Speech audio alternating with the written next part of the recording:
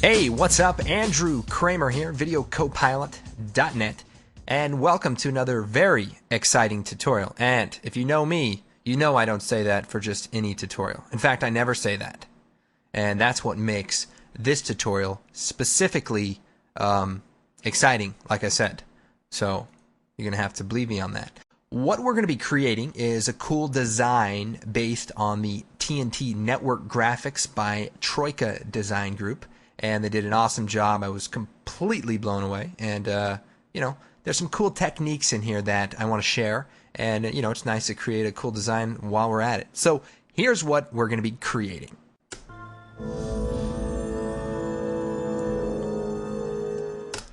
Okay, so we have a lot of things going on. We've got a lens flare. We've got particles. We got streaming particles. And we've got this silver ring. And this is actually created right inside After Effects, no 3D program. So that's going to be a lot of fun creating that. First, let's create a new composition. We'll choose DV widescreen square pixel, and we'll do 24 frames per second and maybe 10 seconds long. And I got to tell you, I'm excited. It's been a week or so. I was kind of sick, feeling a lot better now. So I wasn't like talking to a lot of people for a while. It was lonely at times, frankly. What I did was I took my socks off and I made sock puppets. I don't know if you guys are familiar with it. You just kind of put your hand in the sock and, you make friends that way. Anyway, we had a lot of fun. I mean, bottom line is when you're left alone for a long time, you really have to keep yourself occupied. Otherwise, you could literally go crazy. We'd have conversations, we'd perform plays and just, little things, duets. Anyway, I'm glad to be back in the office talking to myself instead of at home talking to sock puppets. It's actually not that different now that I think about it. All right, first things first, let's create a new solid. And we'll just make it black, call it background, BG. And we'll choose Effect, Generate, 4-Color Gradient. Now, I don't use this one very often, but, it works pretty cool. Just, pick 4 colors.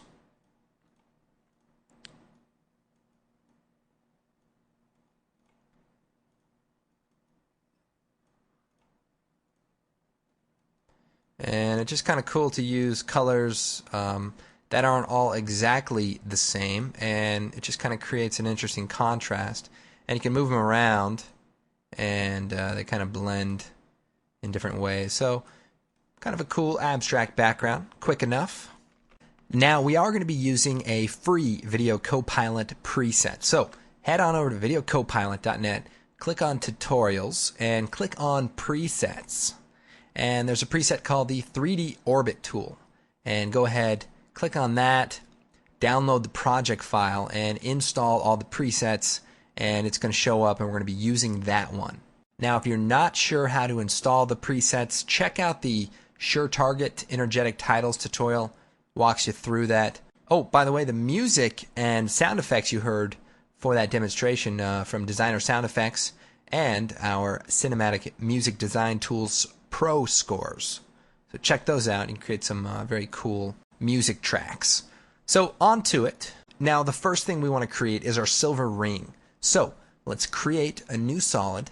And we want it to be a square. So we'll take the height and we'll do 486 by 486. So that it's just a square. And then choose OK. And then we have the elliptical mask tool. So just click on that if it's not showing, ellipse tool, and double click on it. So now we've created a perfect circle. Very good. Now what I want to do is duplicate that mask. And to do that, we choose Edit, Duplicate, or Control D. By the way, if you find these tutorials to be a little too ahead of your current skill set, no worries. When you're over at the website, check out the After Effects basic training. It's got a full series, free, learn After Effects, and impress your friends. And the women. Do not forget. That's how I found my wife. Not true. But I did meet a lot of crazy people doing After Effects. Okay, so we've created the circle, And let's go ahead and change the solid color to like gray. Now, I don't want to get into too many details, but the way the masks work is they have these different operations like add, subtract, invert, stuff like that. So what I'm going to do is take the second mask and subtract it. And so now everything's gone. But if I hit MM with the layer selected, you can see I bring up all the mask properties, very fancy. And then I can change the expansion of the second mask inward. So if I click and drag to the left, you can see now we've got an actual ring that is viable. So let's just bring that in a bit. And before we move on, let's go ahead and pre-compose our circle. So layer, pre-compose, move all attributes into the new comp and choose OK. Now I want to open that comp up. So Alt double click, or just double click if you're on After Effects CS4. And what I want to do is change the comp settings so that it's a little bit larger. So I'll choose comp settings, and we'll do unlock and set 864 by 864 and choose OK. And that way we just have a little bit more room while we work. Okay, so the next step is to basically duplicate the circle layer. So Control D, and we'll go ahead and change the color of this to be, like white. So we'll fill it with a white color. Now we want to change the mask properties again. So hit MM. Now for the first mask, we're going to bring the expansion in. And so this is going to be the inner part of the shape. And at any time we can go back to the other shapes and make adjustments, MM, and maybe make the ring a little bit bigger, anything like that. So bottom line is this is kind of going to be a lot of trial and error, and that's just the way it works. Okay, for the second layer, what I'm going to do is take mask number 1 and increase the feather amount. So you can see it sort of feathers out. And I may bring the expansion in about there. And I may play with the expansion here. So just you're going to be playing around with the settings to create what you want to create. And that looks pretty good. So feather that out, bring it in a bit. And this is going to create just some of the specular highlights on this shape. Now I'm just going to add a 1 pixel feather on that shape so it's not a harsh line there. And then again, I'm going to go ahead and duplicate this circle layer. So now we've got 3. So we'll call this specular, and we'll call this thin specular. So for the third layer here, we're going to go into the masks, and let's make a very thin line. So I'm going to lower the opacity on this number 2 layer to say 50% for now. And then on this layer, we'll shut that off for just a second.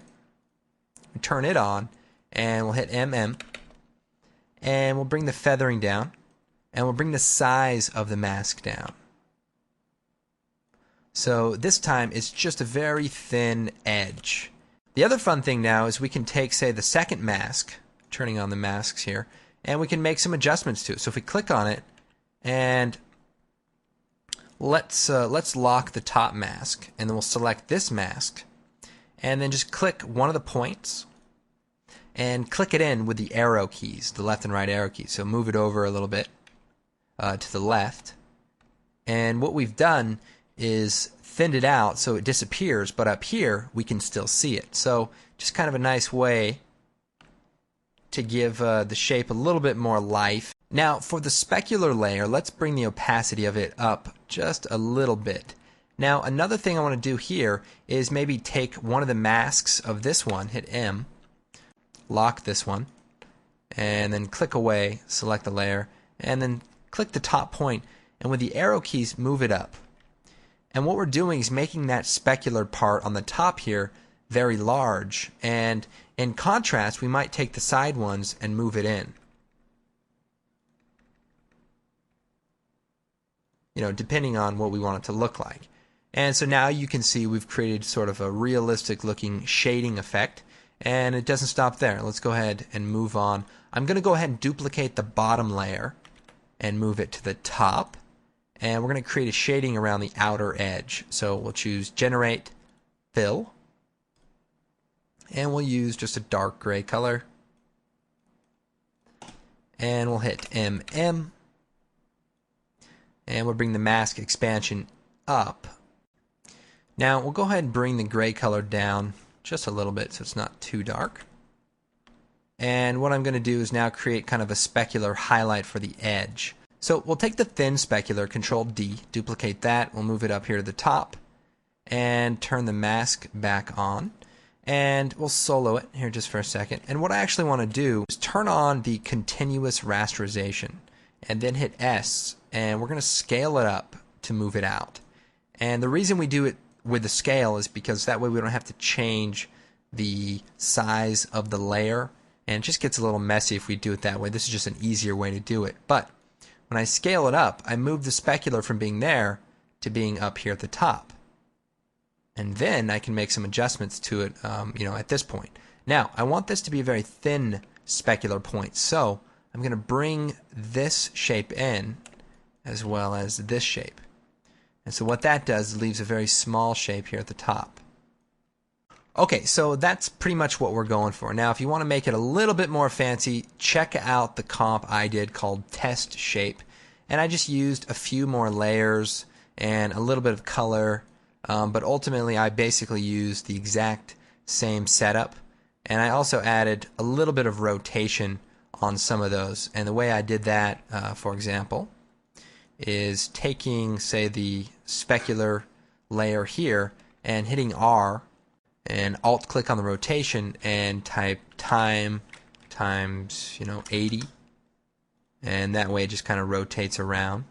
Now we can also duplicate that and then hit U and just reverse that, say do -150, and that way it does something just a little bit different. We can lower the opacity here, and pretty much all the layers on top we can maybe set to screen. And it just kind of creates a slightly different look. Maybe not this layer, we'll keep that normal, the darker layer, so it keeps our dark edge there. We can go back into our comp 2 where we've created the scene, and we'll go ahead and scale down our ring about that size. Now before we go on, I'm going to go ahead and switch out my shape with the one we just created because I worked on it for a little bit longer. So I'll hold down Alt and replace it by dropping it right on top of it in the comp. And then also we're going to create a new solid to create the reflectivity on the surface. So comp size, okay, we're going to choose Effect, Noise, Fractal Noise, looking good. And we're going to animate the evolution by alt-clicking on the stopwatch and typing time times 300. And that way it just kind of phases. And then we'll add a blur, Effect, Blur, Fast Blur. Turn on Repeat Edge Pixels and blur it out. And then we'll choose Effect, Blur, Vector Blur. And we'll turn that up a bit. And so it kind of creates almost a watery-like surface. And here we can play around with the brightness and the contrast to give it a little bit more, a harsh look, and maybe turn the scale down on the fractal noise so it's smaller. Something like that. And then we'll use another effect called Channel Set Matte. And then we can choose the test shape, or the ring that we created. Uncheck Stretch Matte. And that way it creates a perfect shape. And then we can size it down so that it covers the ring.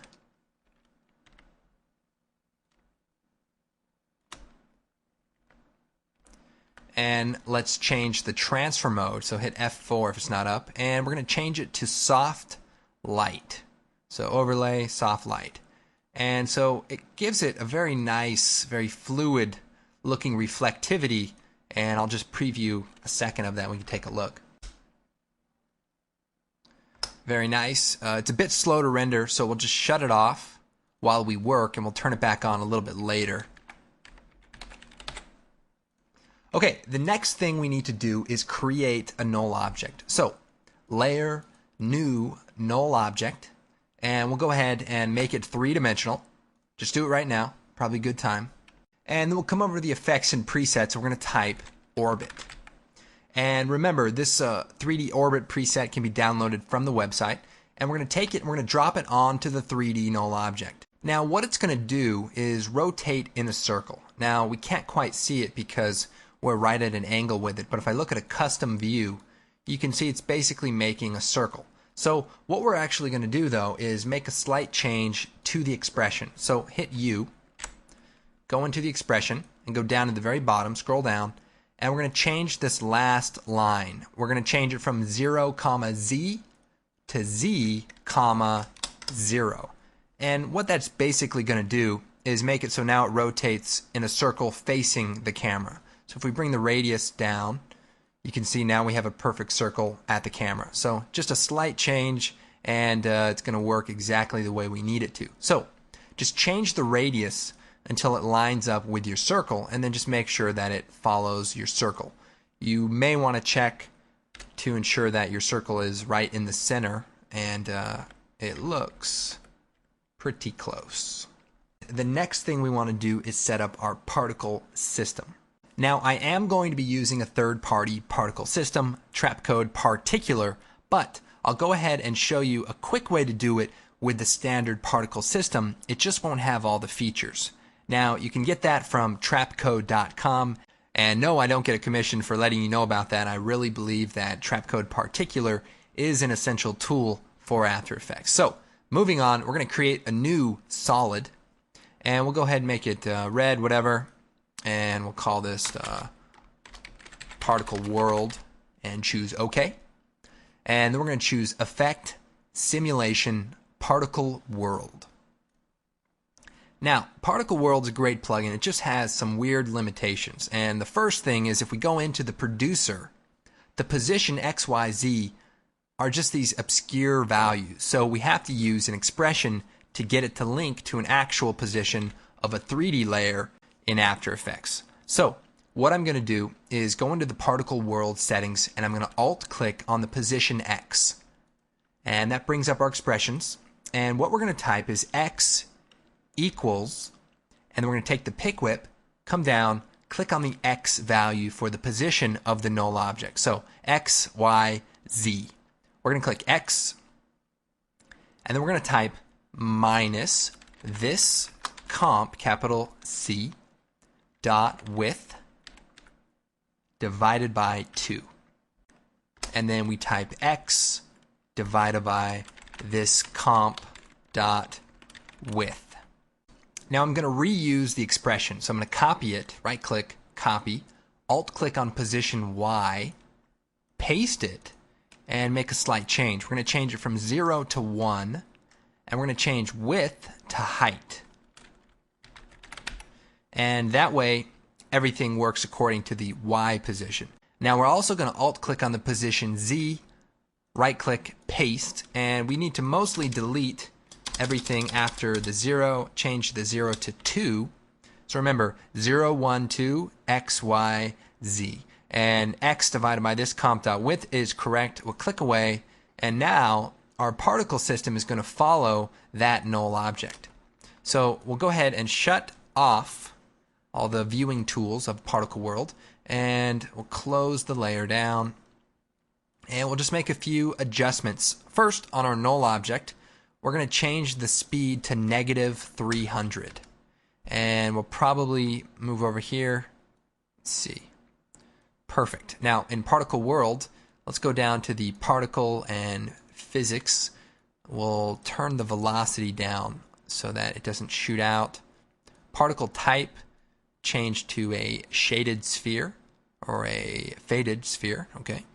And we'll make it like a light blue and darker blue there. Probably going to turn the size down pretty low, and we'll change the mode F4 to add. So that's kind of what we're looking for. Now for our physics, let's turn the gravity down to 0, and we might even turn it upside down, so -0.05, so the particles kind of float upwards after they are done, and that looks pretty cool. We'll set the longevity to 2 seconds, and that way they kind of float away at the end. Now one thing we want to do is go into the options and change the particle opacity map, and we probably want to like set it to come in like that but slightly fade it in. So it fades in quickly and then it fades out long over life. Okay and okay. And so that way it's on mostly right there. And for the size, we want it to be smaller and larger when they're born. So something like that. And we also want to shut the particles off after a certain point. So right about here, we'll set a keyframe for the birth rate. We'll move forward a little bit and turn it down to 0. And that way they stop emitting after that point. Now the gravity looks a bit high. Let's turn that down to 0.02. Now the velocity might be something to play with, as well as the resistance, depending on the look you're going for. So as I said, I just want to show you a way to actually get a similar result. Okay, so you can get some pretty good results with Particle World, but there are some limitations, and for that we are going to be using trap code particular. So let's create a new solid, and we'll choose Effect Trap Code Particular. And let's go ahead down to the emitter and let's link the emitter to the null object. So the way to do that is a little bit easier. So we alt click on the position XY and then we pick whip down to the position of the null object. And we can just click on position and that brings over both the X and Y value. Then we alt click on position Z and we pick whip down to the Z position for the null object. And that's all we have to do, and it's already linked up, and that looks pretty good. I mean, I don't even think we need to do any more work, but we will anyway. So in the particle settings, let's go and set it to a blue color. We'll change the transfer mode of the layer to add, and size over life. I'm just doing these randomly. We want them to be large and sort of fade out over time. Make the size like 2. And turn up the size random. Now the life can be about 2.5 seconds. Going up here, we'll turn the velocity down very low, and you can see the velocity from motion sort of throws the particles off, and that's kind of cool. So we'll spread it out just a little bit here. And we want to increase the particles per second. And you can see it's looking pretty cool. Let's go ahead down here. We'll set the transfer mode to add, and we'll go into the physics, air, turbulent field, and we'll make some changes to the position. So when we change that, you can see here it kind of starts looking almost smoky, and that's a very cool effect. And we'll turn down the speed to about 10 so that it's not moving too much. And we might want to turn down some of these other physics properties like the velocity from motion to maybe 5, so it's not just flying around. So that looks good. How about some more particles? The more the merrier. That's what I say sometimes. Now coming back down, we want to go ahead and turn some wind on. So we'll make the wind kind of go up and to the right. But you can play around with that to get it to look the way you want. So this looks pretty good. Now I want to make another particle system that's almost identical. So I'm going to hit Control D and duplicate the particle. And then we want to make just a few changes. For example, we're going to make the velocity from motion a little higher. And we're also going to turn up the effect position and maybe the velocity as well, so that these particles are basically flying around a little bit more than our initial system, and they're also going to be smaller, so maybe 1.5. And to contrast the two, let's go ahead and turn the velocity down of the first one to like 10, so that one is pretty tight and the other one is a little bit more sporadic. So now another thing we want to do is create some thin lines. So we're going to duplicate the particle system one more time, and we'll call this line. And we'll solo it. And what I'm going to do here is turn the velocity down, velocity from motion, just a little bit, and then come down to the turbulent field here, turn down the position a bit, and maybe make the size of the particles even smaller, and perhaps turn up the particle rate so it's a very nice line, and turn the opacity down. Now I'm also going to turn the life down to It'd be 1.5 seconds so that it's a little bit shorter stream. And that looks pretty cool. Then I'll go ahead and duplicate the line, and we want to kind of offset it a little bit. So the way we can do that is play around with the scale and then duplicate one more time, and again play around with the scale of the turbulent field, and that just offsets it so it's a little different looking. So there we have that. We turn everything on, and it looks like this elaborate animation. So let's go ahead and start playing around with the color and actual look of the design. So first, our background color is a little blue and it's a little light. So let's add a tint and a color correction, and we'll turn the tint amount down a little bit, and for the color correction, and we'll contrast it a bit. We'll go to the red channel, bring it down, and the blue channel also bring it down a bit, so kind of a green colored background. And we probably want to add a nice glow to these different instances of particulars. So effect, stylize, glow. We'll just play around with the settings here. Copy that. I'm just pasting the glow amount to all of these particles, and that way they, look pretty good. You obviously want to play around with the settings to get it exactly right. Now, the other thing I want to do is animate the particles per second, but I want to make sure to do it in a way that I can control. So I'm going to create a new adjustment layer, shut it off, and choose Effect, Expression Control, Slider Control, and we'll call this, hit Return, and just type particle per second. And what we're going to do is we're going to animate it from 1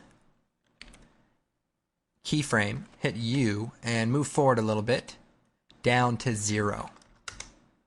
And what that's going to do basically, and we want to do it at about this point. So when the null object gets around past the top of the circle, we'll move it to about right there. So then I'm going to go into the particle system, alt-click on the particle per second, and we're going to type value star multiply times this particle per second slider. And what that does is maintains the current value of particles and then multiplies times 1. But then it animates to 0, which essentially stops the particles from being born. And that way I can just move this value over and stop the birth of the particles. And we can do this for all of the other layers. And what I'll do is I'll select the particles here, choose Edit, Copy Expression Only. Then I can take all the other layers here and choose Edit, Paste. And so now that expression has been applied to all the other layers, and they all stop emitting right when they get to the top here. So that's just kind of a cool trick there. Now there's one little detail in the original video, and that is the particles don't start until after the thin particles. So we can't just offset them in time, because if we do that, they're just going to be shorter, but they'll still start at the same point. We need to actually sample the time of the null object at a different point than the other layers. So what we need to do is go into the expression. So select the layer, choose U. Here we have the position XY and the position Z. So this position is coming from that null object, this square right here. So we want to change it.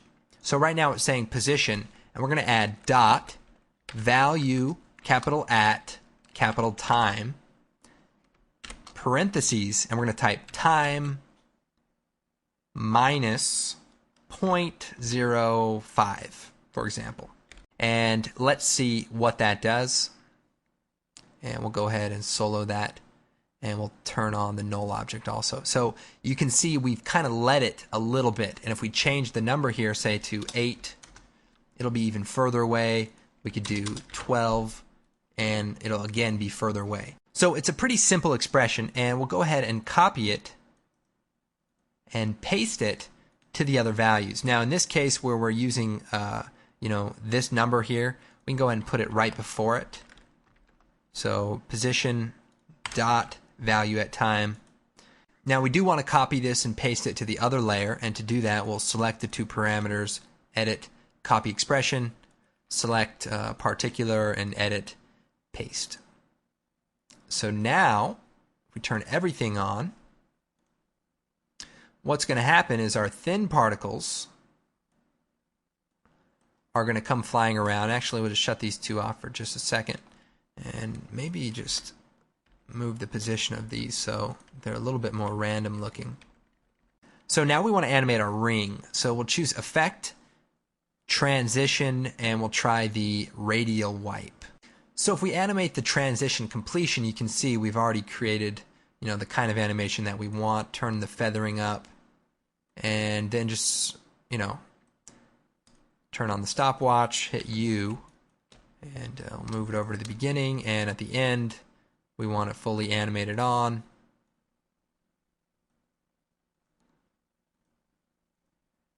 And we might just offset it a little bit so it's a little late.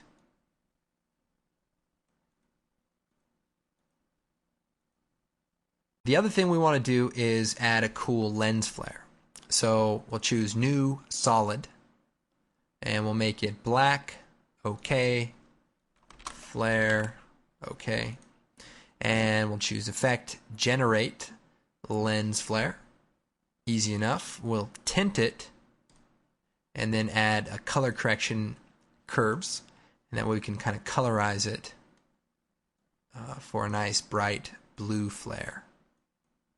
Now the cool thing is we can alt-click on the flare center and link it to the position of the null. So we'll do that. We'll alt-click on the flare center and then pick whip down to the null position. And even though that layer's 3D, it hasn't been changed on the Z-axis, so it'll actually line up perfectly. So we'll change the transfer mode to Add, and here we've got our cool lens flare. Although we may want to make some adjustments, so let's do that. First, I'm going to crush the lens flare. I don't like all of those extra pieces. And the other problem here is that the lens flare is just too fast. If that's what you want it to look like, that's fine. But I actually want the lens flare to go half the speed of the animation. And I actually did that in the original design. So we're going to do a quick expression and change that up. So we have the position, and it's exactly the right position. But we're going to type .valueAtTime multiply 0.5. So what that does is makes it so it's half the speed. So now it's just a little bit slower, which is what we want. So let's go ahead and animate the flare brightness from 0. And then when it gets to about the bottom left corner, we'll turn it up really bright. And then past it, we'll turn it down to 0. And we may let it get a little higher, so maybe up there. And the other thing we can do, if we want to offset where this is, because actually I want it to be a little bit quicker here. So what I can do is do 0.5 times 0.5 plus, 0.2.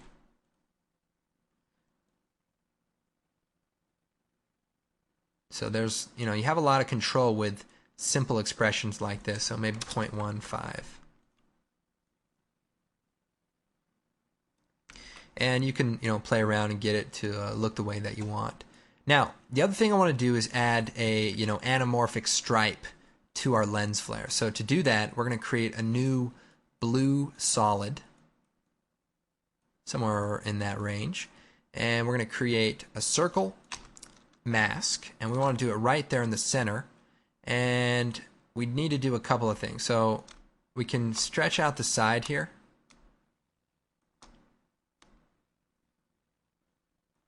And then feather the mask a bit, and then change it to add. And that gets you most of the shape that you want, but we want it to be a little thinner, so we'll thin it out, turn the feathering down, maybe lower the opacity of the layer, and then we want to duplicate it. And the second copy is going to be blurred out a little bit more. So the first one is supposed to be a little bit sharper.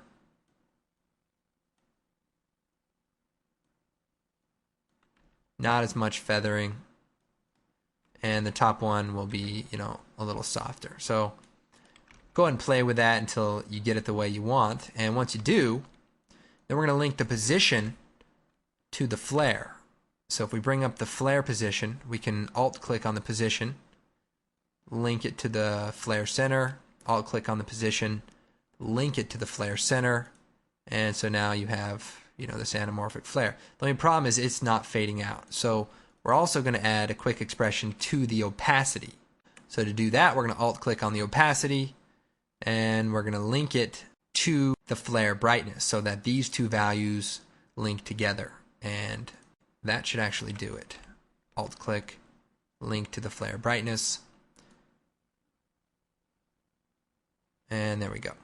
So our anamorphic flare is a bit bright, so we'll do a fill color, and we'll fill it with a darker blue. And we'll take the other one and we'll also fill it with a darker blue. So play around with that until you get it to look the way you want. You can even, scale the layer down as one possibility. And adjusting the anchor point will allow you to move it around, to get it exactly where you want it to be. And then you can probably add some text into the background and just fade it in as everything gets blown out. And, should be able to transition very nicely. So we'll go ahead and turn on our reflection layer. Make sure that we line it up, because I think we may have moved it around. So let's just make sure that these two layers are lined up. Looks good. Now we probably want to fade it on also, so that it fades on closer to being completely animated. So just a quick little fade on, and that way we don't see it. Okay, so it looks pretty good, and with a few adjustments, I'm sure you guys can make it look even better. Play around with the physics in the particle settings, and play around with the glow amount, and even the color of the particles will change the way that it blends. So if we went for like a whiter colored particle, it would actually glow more and would look a little bit more interesting during its initial pass. So play around with that, and check out the sample video. Anyway, I hope you guys had fun with this project. Be sure to check out the forum if you have any questions, the blog, and of course check out our great products. We've got some cool tools and all sorts of things that would go very nicely with a design like this, like riot gear, some of the ink elements. So check those out. Very cool way to support the site. And I hope you guys had fun. And finally, if you're really looking to jazz it up, just go down to the shape at the bottom, Control D, duplicate it, and then you have 2, okay? And, one looks pretty cool, but look at that. When you add 2, it just changes the whole dynamic, and, you start winning awards for your graphic work. So just keep that in mind.